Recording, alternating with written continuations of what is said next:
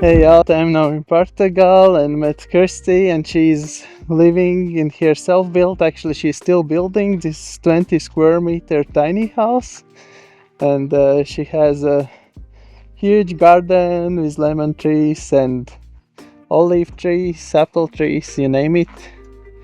And this is the house. The work is still in process. Here will be the terrace with a roof. And this house has very thick insulation, very thick walls. This is the owner, and here you can see the structure of the wall and the clay fireplace. Is this recycled as well?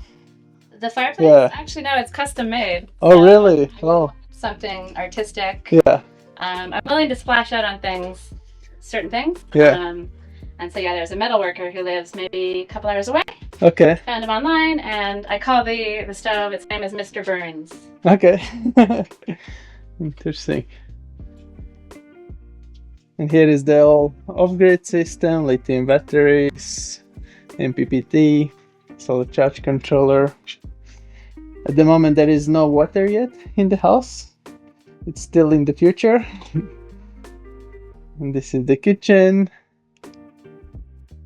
It took 5 years, you say, to build this structure for bed? Okay. 5 months. 5 months. I'm slow, but I'm fast. Yeah, it took 5 months to build all this structure. All you built by yourself?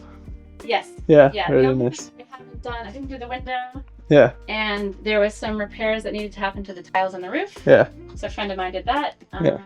And otherwise, I think. Yeah. Yeah, my dad's helped me with a bunch of stuff yeah, outside. yeah. But inside, it's all me. So all this structure has no nails. Everything is built like in old good times.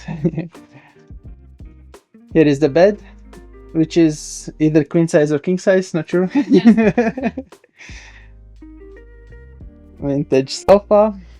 And behind this wall, the work is still in progress, but there will be a shower. Because we're in Portugal, we have nice tiles here at the bottom. All this wall is built from clay. And here will be very fancy shower.